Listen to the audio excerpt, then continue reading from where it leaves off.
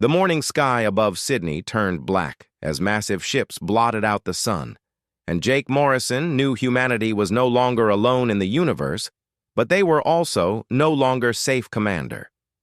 Morrison stood on the bridge of the UES Liberty watching, his radar screens filled with contacts that should not exist, and his hands shook as he reached for the red phone that connected him directly to Earth Defense Command. The alien ships were huge beyond anything humans had ever built, and they moved with purpose toward the major population centers of Earth, and Morrison could see smaller craft detaching from the main vessels like wasps leaving their nest down in Sydney. His daughter Katie Morrison was collecting water samples from the harbor for her marine biology research when the first ships appeared, and she dropped her equipment case as a shadow fell across the entire city. The alien vessels were sleek and dark, with surfaces that seemed to absorb light rather than reflect it, and strange symbols glowed along their hulls in patterns that hurt to look at directly. Katie pulled out her phone to call her father, but the device was dead, and she noticed that all electronics around her had stopped working, and car engines died in the streets as their computer systems failed. War Prime Thextar stood in the command chamber of his flagship and watched the primitive planet below through eyes that had seen 1,000 worlds fall to his empire, and this blue world would be different from all the others. The Zephyrian scanning arrays had detected the radio signals from this system decades ago, and they had traveled here expecting to find another backward species suitable for slavery, and the scans confirmed that these creatures called humans were physically unremarkable. Thextar ordered his harvest ships to begin collection operations, and massive tractor beams reached down from the sky to lift buildings and vehicles and people into the waiting cargo holds. Back on the Liberty, Morrison tried desperately to coordinate Earth's defense, but their missiles exploded harmlessly against alien energy shields, and their plasma weapons simply absorbed the incoming fire like it was nothing. The first wave of human fighters lasted less than 10 minutes against the alien interceptors, and Morrison watched good pilots die in explosions of light that left no debris behind. Katie found herself caught in a tractor beam, along with hundreds of other people from the harbor district, and she felt her feet leave the ground as an invisible force pulled her upward toward the dark belly of an alien ship. She tried to grab onto a lamppost, but the metal bent under the incredible force, and she was lifted higher and higher until she could see the entire city spread out below her like a map. The alien cargo bay was vast and cold and filled with confused and terrified humans who had been collected from across the city, and Katie saw children crying for their parents and old people who looked like they might not survive whatever was coming next. Sergeant Ben Carter was leading a training exercise at a military base outside Perth when the attacks began, and he watched in disbelief as his base was surrounded by floating alien drones that moved too fast for human eyes to track. Carter ordered his men to take defensive positions, but their weapons were useless against technology that was centuries ahead of anything Earth had developed, and the aliens seemed to be toying with them. The drones fired nets made of some kind of energy that wrapped around soldiers and civilians alike and dragged them toward waiting transport ships, and Carter found himself caught in one of these nets despite his best efforts. To avoid, capture engineer Lisa Hayes was working on a new fusion reactor design in her laboratory in Denver when the building began to shake, and she looked out the window to see a massive alien ship hovering directly overhead. The ship's tractor beam was pulling apart the entire research facility piece by piece, and Lisa grabbed her laptop and research notes before running for the emergency stairs. But the beam caught her before she could reach safety. She found herself floating upward with dozens of her co-workers, and she used her engineering mind to study the technology that was capturing them. And she noticed that the tractor beam seemed to use some kind of controlled gravity field. Morrison made one last desperate attempt to contact the alien ships using every frequency and language that Earth's computers could generate, but the aliens did not respond to any form of communication. The harvest continued for 6 hours, and by the end of it, over 50,000 humans had been taken from major cities around the globe and loaded into the cargo holds of ships that were already preparing to leave Earth's orbit. Katie found herself pressed against other captives in a space that smelled of metal and fear, and she tried to keep track of time, but there were no windows and no clocks, and the aliens had taken away anything that could be used as a weapon or tool. A strange gas began to fill the cargo hold, and Katie felt her consciousness fading as her fellow prisoners collapsed around her, and her last thought before the darkness took her was that her father would never stop looking for her. Ben Carter fought the effects of the gas longer than most of the other soldiers, but even his military training could not overcome the alien sedative, and he fell unconscious, still trying to organize the other prisoners into some kind of defensive formation. Lisa Hayes used her last moments of consciousness to study the gas delivery system, and she noticed that it came from vents in the ceiling that seemed to be controlled by sensors that monitored the prisoners' vital signs. The alien ships departed Earth's orbit with their human cargo secured in stasis pods that would keep them alive during the long journey to Zephyros, Prime, and War. Prime Thextar was satisfied that this harvest had gone exactly according to plan. Morrison stood alone on the bridge of the Liberty, watching the alien fleet disappear into the darkness between stars, and he made a promise to himself and to his daughter that humanity would not forget this day, and they would not abandon those who had been taken. The first day of humanity's war for survival was over, but neither the humans nor the Zephyrians understood that this was not the end of the story, but only the beginning of something that would change the galaxy forever. Katie Morrison woke up in darkness with the taste of metal in her mouth and the sound of machinery humming somewhere nearby, and she could feel that she was lying on a hard surface that vibrated with the rhythm of whatever engines powered this place. Her head felt heavy and her memories were foggy, but she remembered the ships and the tractor beam and the gas that had put her to sleep. And now she was somewhere else entirely, and she did not know how much time had passed. The air was warm and dry and smelled like electricity and cleaning chemicals, and when she tried to sit up, she discovered that her hands were bound with metal bands that felt too strong to break. Around her in the dim light, she could see other human shapes lying on similar platforms, and some of them were beginning to stir and make confused noises as they woke up from whatever the aliens had done to them.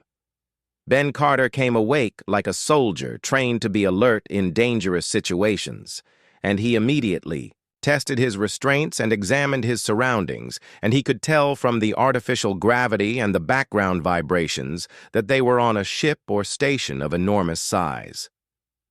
The ceiling above them was covered with strange symbols that glowed with soft blue light, and Carter counted at least 200 humans in this chamber alone. And he wondered how many more chambers there might be.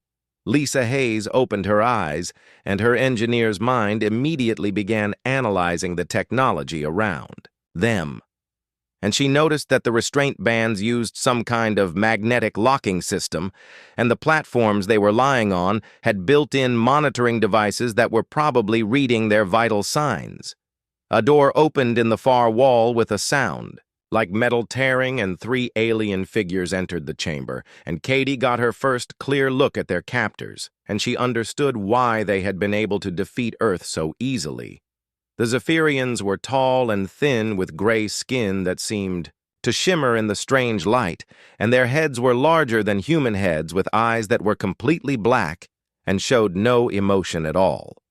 The lead Zephyrian wore some kind of uniform with symbols that probably indicated rank, and he carried a device that projected a beam of light that swept over the awakening humans like he was scanning them for something. Sector Commander Vexilon had processed thousands of newly captured slaves from dozens of different species, and he expected these humans to behave like all the others. But as he watched them wake up, he noticed something unusual about their reactions. Most species became immediately submissive when they realized their situation, but these humans were looking around with alert, eyes, and some of them were already trying to communicate with each other, despite the restraints. Vex'lan activated his translation device and spoke to the prisoners in their primitive language and told them that they were now property of the Zephyrian Empire and would be processed for work assignments based on their physical and mental capabilities. Katie found her voice and asked where they were and what had happened to Earth and how long they had been unconscious, and Vex'lan was surprised that she showed no fear in her questions. The sector commander explained that they were on Zephyros Prime, and that 6 months had passed since their capture, and that Earth was unharmed because the Zephyrians only took what they needed and left the rest of the population to continue breeding. Ben Carter asked what kind of work they would be doing, and Vex'lan told him that humans would be assigned to mining operations in the deep crystal caves, where their small size and quick reflexes would be useful. Lisa Hayes studied the alien technology while Vex'lan spoke, and she noticed that his translation device seemed to work by reading brainwave patterns and converting them into different languages, and she wondered if the process could be reversed. The Zephyrian guards released the restraints on the humans and herded them toward another door, and Katie noticed that her fellow prisoners were staying close together and helping those who were still weak from the long sleep. They were led through corridors that were too tall for human proportions, and the walls were covered with the same glowing symbols they had seen in the awakening chamber, and Lisa realized that this was probably some kind of information display system. The processing center was a vast room filled with machinery that scanned and cataloged the human prisoners and assigned them identification numbers and work units based on algorithms that no human could understand. Katie was classified as a research specimen because of her scientific background, and Ben was marked for heavy labor because of his military fitness, and Lisa was designated for technical support because the machines detected her engineering knowledge, but something the Zephyrians did not expect was that the humans immediately began to form social groups and share information about their situation and their captors, and they started to develop plans for survival and resistance. During their first meal period, Katie organized the scientists and teachers and other educated prisoners, and she began to create a network of people who could gather and analyze information about their new environment. Ben gathered the military personnel and law enforcement officers and athletes, and anyone else who might be useful in a physical confrontation, and he started teaching them how to fight in the alien environment with whatever tools they might be able to find. Lisa focused on the technical people and engineers and mechanics, and anyone who understood how machines worked, and she began to study every piece of alien technology she could observe. The Zephyrians had built their empire by conquering species that broke under the stress of captivity and slavery, but humans were different, and they maintained their connections to each other and their hope for eventual freedom. Vex'lan reported to his superiors that the humans were showing unusual resistance to standard conditioning protocols and might require additional measures to ensure compliance with their work assignments, War Prime.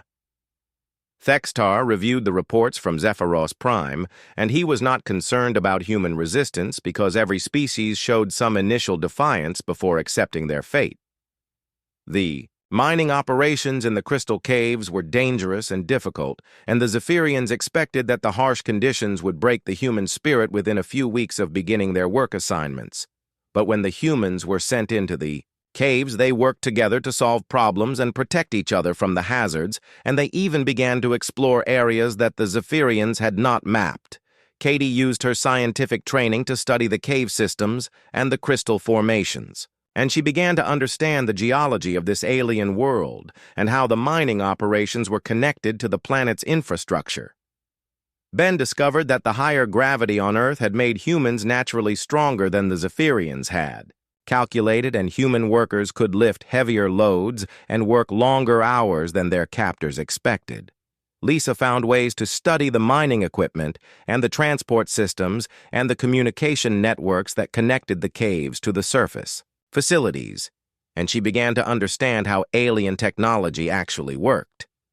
The three humans began to coordinate their efforts and share their discoveries, and they realized that their situation might not be as hopeless as it first appeared. The Zephyrians had made their first mistake by underestimating human adaptability, and their second mistake was assuming that humans would behave like all the other species they had enslaved. As weeks passed, the human prisoners developed an underground network of communication and mutual support, and they began to prepare for opportunities that their captors believed would never come. 3 months into their captivity, the humans had built something the Zephyrians had never seen before, and it was a network of resistance that spread through every level of the mining operation like roots growing in secret beneath the ground. Ben Carter had trained over 200 humans in combat techniques that worked in the low-light conditions of the crystal caves, and they used mining tools as weapons and learned to move silently through the tunnels without alerting the alien guards. The training sessions happened during shift changes when the Zephyrian overseers were busy with their administrative duties, and Ben taught his people how to disable alien equipment and how to coordinate attacks using hand signals and simple codes. Lisa Hayes had spent every free moment studying the technology around them, and she had figured out how the power distribution systems worked, and how the communication networks carried information, and how the transport systems moved materials between different levels of the facility. She had even learned to recognize some of the alien symbols and their mathematical systems, and she realized that Zephyrian technology was advanced, but not impossible to understand if someone was patient and clever enough to observe the patterns. Katie Morrison had mapped the entire mining complex, and she knew every tunnel and shaft and storage area, and she had identified the critical systems that kept the operation running and the weak points that could be exploited if the right opportunity arose.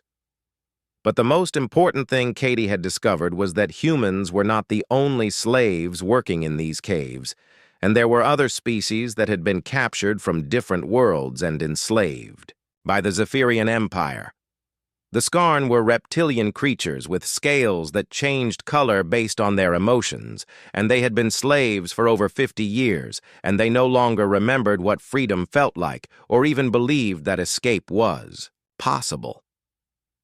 Their leader was an old warrior named Sisistak, who had fought against the Zephyrians during the original invasion of his home world, and he had watched his people slowly lose hope as decades of slavery wore away their spirit.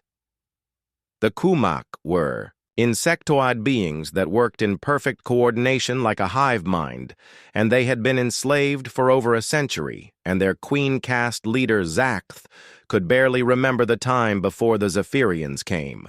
These alien slaves watched the humans with curiosity and confusion, because the newcomers behaved so differently from every other species that had been brought to this place. Katie approached Sisitak during a rest period, and she spoke to him through the translation devices that all slaves were required to wear, and she asked him about his people and their history and their knowledge of Zephyrian weaknesses. Sistak was suspicious at first, because slaves who tried to organize resistance movements usually disappeared into the punishment cells and were never seen again. But something about Katie's determination reminded him of his own younger days. She told him that humans had only been slaves for months instead of years, and they still remembered what it felt like to be free, and they were planning to fight back against their captors regardless of the consequences. The old Skarn warrior laughed bitterly and told her that escape was impossible because the Zephyrians controlled everything and their technology was too advanced and their security systems were too sophisticated. But Katie persisted, and she shared information about what the humans had learned, and she showed Sisitak the maps she had made and the technical diagrams that Lisa had drawn and the tactical plans that Ben had developed. Slowly, Sistak began to realize that these humans were unlike any slaves he had ever encountered, and they had not been broken by their captivity, and they were actually becoming more dangerous the longer they remained in this place. Meanwhile, Lisa had established contact with Zakth and the Kumak hive workers, and she discovered that their species had an instinctive understanding of complex systems and engineering principles that complemented Her own technical knowledge, the Kumok, had been maintaining and repairing Zephyrian equipment for decades, and they knew every detail of how the mining operation functioned, but they had never considered using that knowledge for sabotage or resistance. Lisa showed them how small changes to the equipment could cause inefficiencies and breakdowns that would look like normal wear and tear, but would actually be deliberate acts of sabotage designed to weaken the operation. Ben had been watching the alien guards, and he noticed that they followed predictable patrol patterns and shift schedules, and they relied too heavily on their technology instead of developing good combat instincts. The Zephyrian guards carried energy weapons that were powerful, but had limited ammunition and needed time to recharge between shots, and Ben realized that humans could exploit these weaknesses if they were fast enough and smart enough. He began to plan a series of small raids that would capture alien weapons and equipment without triggering a massive security response, and he needed the cooperation of both the Skarn and the Kumok to make his plans work. The three species began to share information and coordinate their efforts, and for the first time in their history, the enslaved populations of Zephyros Prime were working together instead of competing against each other. Sector Commander Vexlan noticed that productivity in the human-operated sections was declining, and equipment failures were becoming more frequent, and there were small incidents that suggested the slaves might be planning something. He reported these concerns to his superiors, but War Prime Thextar was dealing with similar problems on other worlds, and he assumed that this was just normal slave resistance that would be crushed by standard security measures. Advanced tactician Zurith was brought in to analyze the situation, and he immediately recognized that something unprecedented was happening on Zephyros Prime. Because slaves from multiple species were cooperating in ways that had never been observed before, Zurith recommended increased security and random punishment executions to remind the slaves of their place. But his suggestions came too late, because the underground network was already too well established to be easily destroyed. The first major test came when Zephyrian guards discovered a cache of stolen tools and weapons that Ben's team had hidden in an abandoned section of the mines, and 10 human prisoners were selected for public execution as an example to the others. Katie and Ben and Lisa watched in horror as their fellow humans were dragged to the central plaza, where all the slaves were forced to witness the punishment, and they knew that this moment would determine whether their resistance movement would survive or collapse. The executions were designed to break the spirit of the remaining slaves and show them that resistance was futile and would only result in more suffering and death for everyone involved. But instead of breaking the human spirit, the executions had the opposite effect, and they unified the resistance movement and gave it a sense of purpose that transcended individual survival. Ben Carter made a decision that would change everything, and he gave the signal for the first coordinated attack against Zephyrian forces, and the underground war for freedom began with an explosion that shook the foundations of the mining complex. The slaves had been planning and preparing for months, and when they finally struck, they did so with precision and coordination that caught their captors completely off guard. Katie coordinated intelligence gathering and communication between different groups, while Ben led the combat operations, and Lisa managed the technical aspects of the assault, including disabling security systems and power grids. The Skarn warriors fought alongside human soldiers, and the Kumok used their knowledge of the facility to guide attack teams through hidden passages and service tunnels that the Zephyrians had forgotten existed. For the first time in the history of their empire, the Zephyrians faced a slave rebellion that involved multiple species working together with a common purpose, and they had no protocols or procedures for dealing with this unprecedented situation. The revolution had begun, and it would spread far beyond the boundaries of Zephyros Prime. Ben Carter's assault team moved through the maintenance tunnels like shadows, and they had spent weeks studying the guard post schedules and patrol patterns, and they knew exactly when the Zephyrian forces would be most vulnerable to attack. Plan was simple, but dangerous. and it required perfect timing and coordination between human soldiers and their alien allies, and Ben knew that if they failed, the entire resistance movement would be crushed before it could grow any stronger. Lisa. Hayes had disabled the security cameras in the target sector, and she had created false readings on the monitoring systems that would hide the assault team's movements until it was too late for the guards to call for reinforcements. Katie Morrison was coordinating the operation from the communications center that the resistance had secretly established in an abandoned mining shaft, and she was tracking the positions of all Zephyrian forces in the area. The target was Guard Post 7, which controlled access to the weapons storage facility and the vehicle maintenance bays, and if they could capture it, they would have access to real weapons instead of improvised tools. Sistak led a team of Skarn warriors through the ventilation system, and they were moving toward the rear entrance while Ben's humans approached from the main corridor, and Zakth's Kumak prepared to cut power to the entire section. The attack began at exactly midnight, when the night shift guards were at their lowest alert level, and the first indication that something was wrong came when the lights went out and emergency power systems failed to activate. Ben's team moved fast and silent through the darkened corridors, and they used night vision equipment that Lisa had modified from captured alien technology, and they reached their target before the guards understood what was happening. The Zephyrian guards were trained to deal with individual escapees or small groups of rebellious slaves, but they had never faced a coordinated military assault from multiple directions, and they were caught completely off guard. Sistak's warriors struck from behind while Ben's soldiers attacked from the front, and the confused guards found themselves trapped in a crossfire that they could not escape or counter effectively. The battle lasted less than 10 minutes, but when it was over, the Resistance had captured 12 energy weapons and a complete set of Zephyrian combat armor, and most importantly, they had proven that their enemies could be defeated.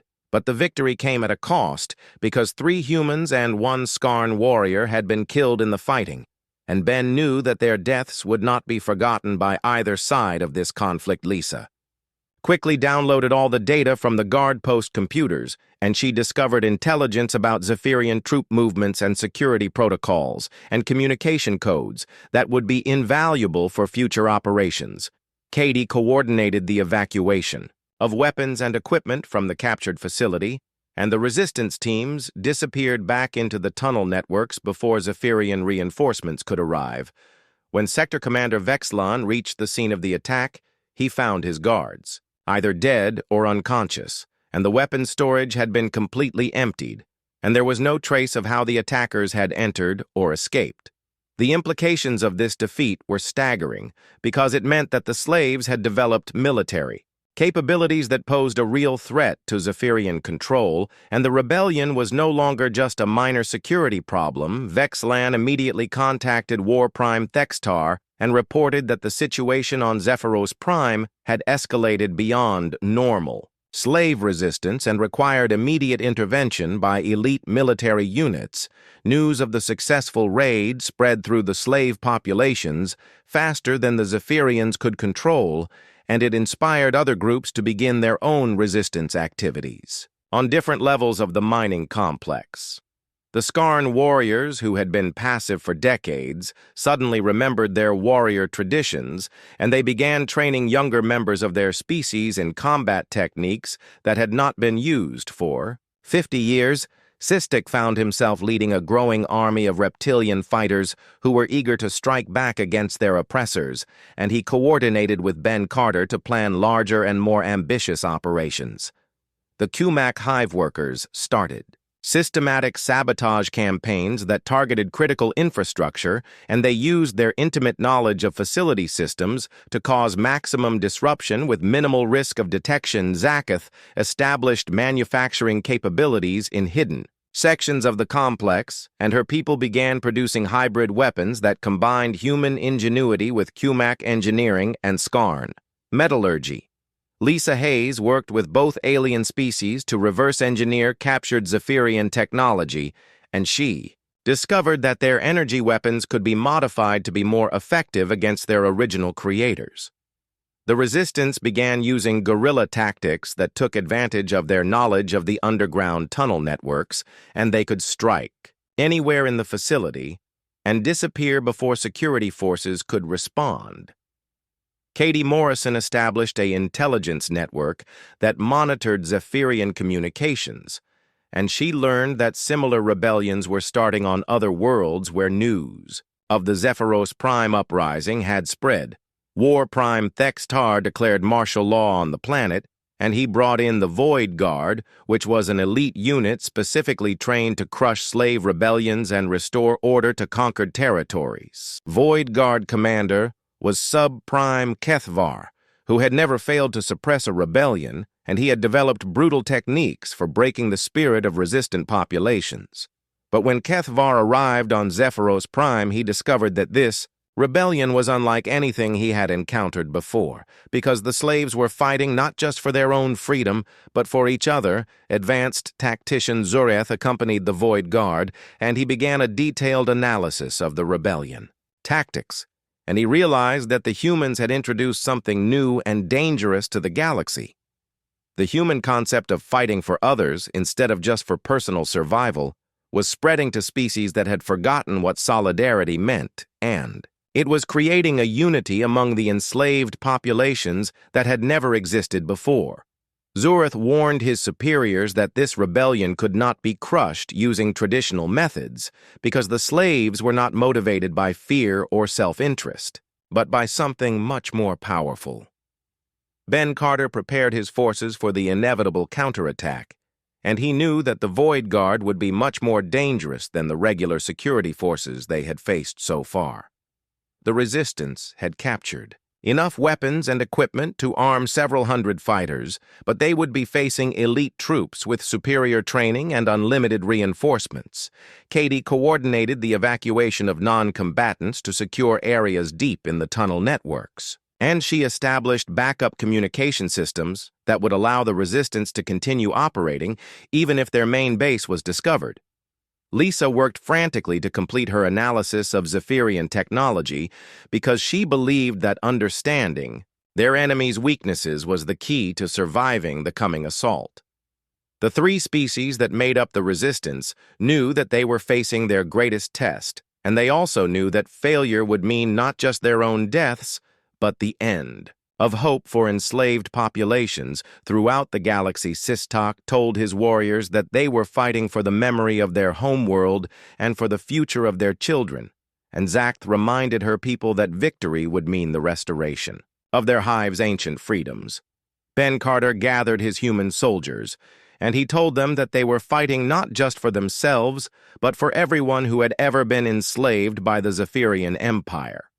The stage was set for a battle that would determine whether the rebellion would grow into a galactic revolution or be crushed before it could spread any further.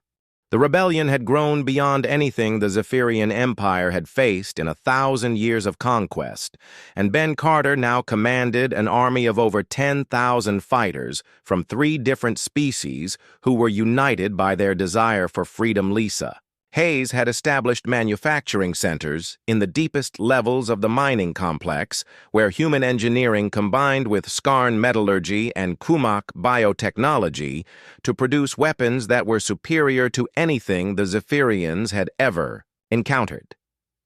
The hybrid weapons used principles that none of the 3 species could have developed alone, but together they created energy rifles that could penetrate Zephyrian armor and explosives that could disable their vehicles and communication, jammers that could blind their sensors.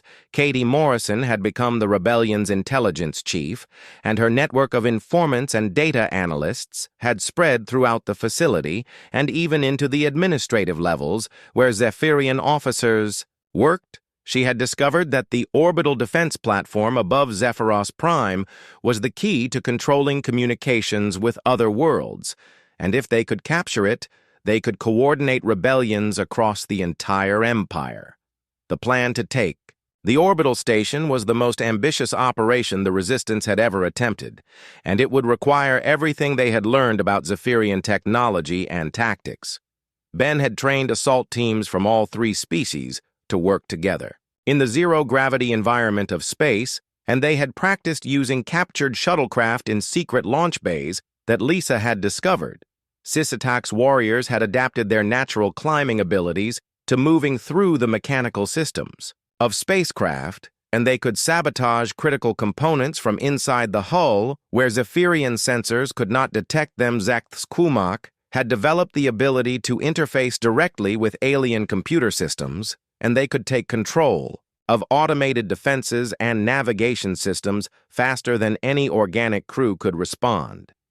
The assault began when Katie's intelligence network confirmed that the orbital platform was operating with a skeleton crew during a scheduled maintenance period, and the main Zephyrian fleet was engaged in operations in another star system.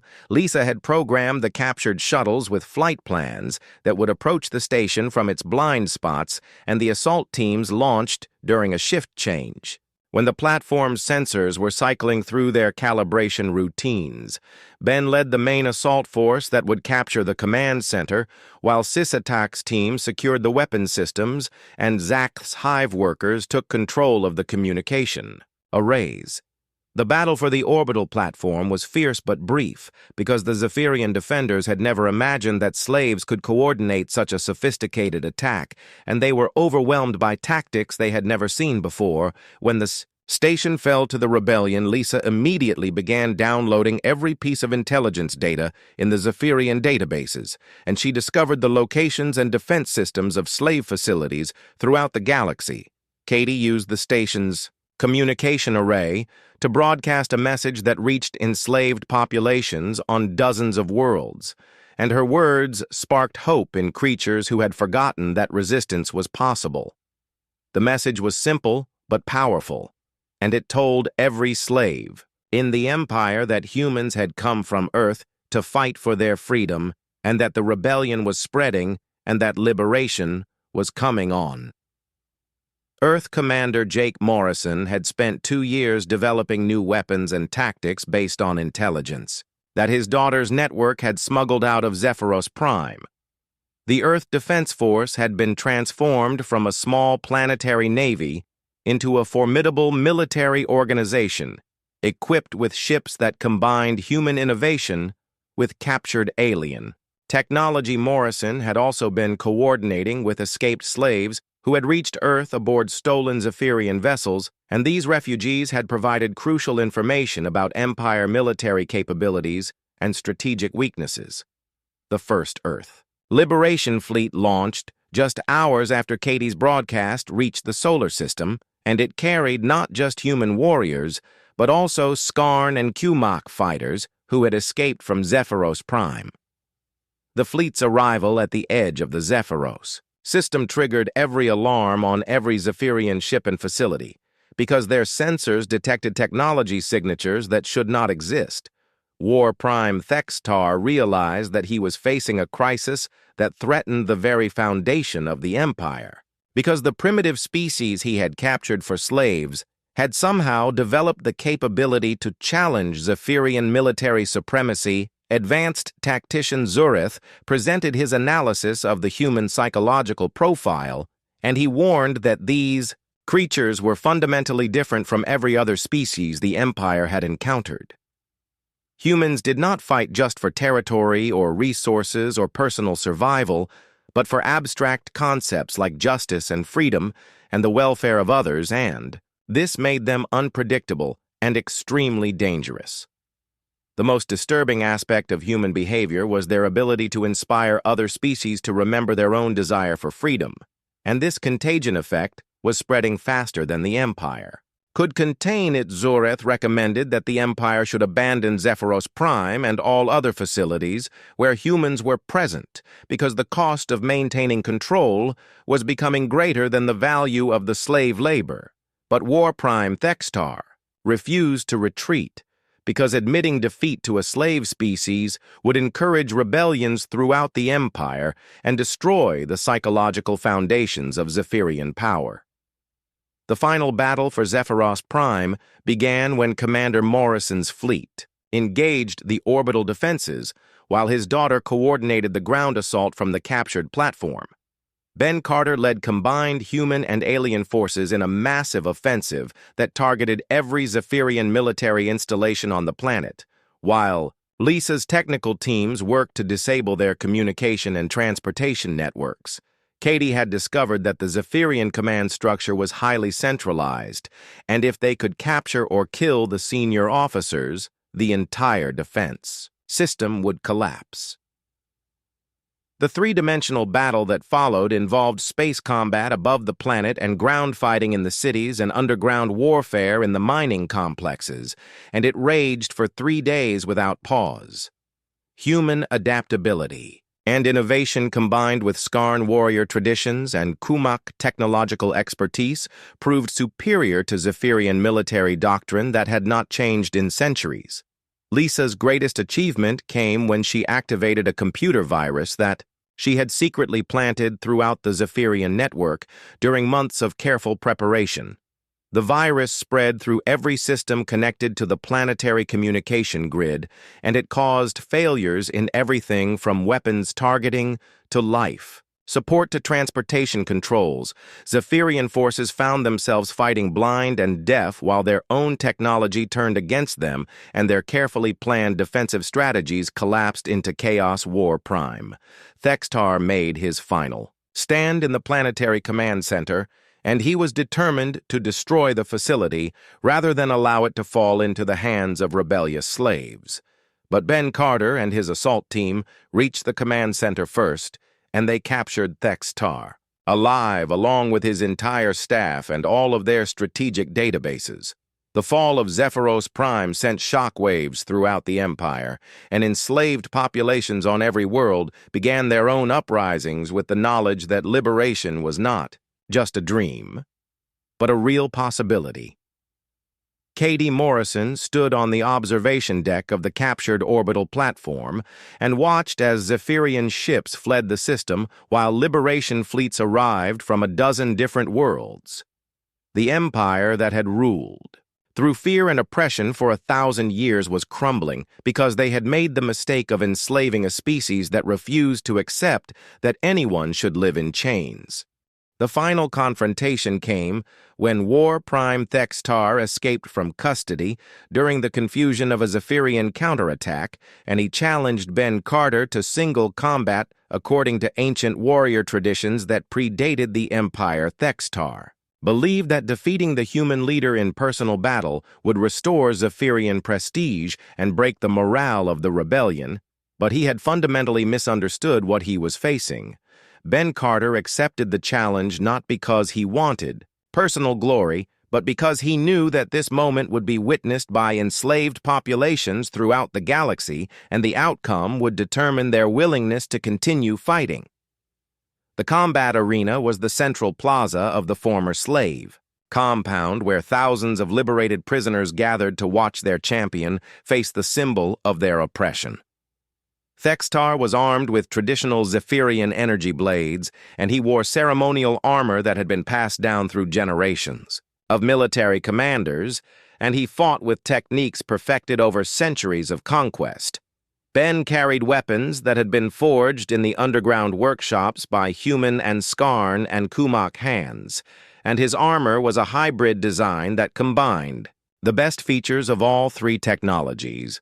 The battle was broadcast throughout the galaxy by Katie's communication network, and on every world where slaves watched the transmission, they saw something that changed their understanding of what was possible. Thextar fought with the confidence of a warrior who had never been defeated and who represented an empire that had never been successfully challenged, but his traditional techniques were no match for human adaptability.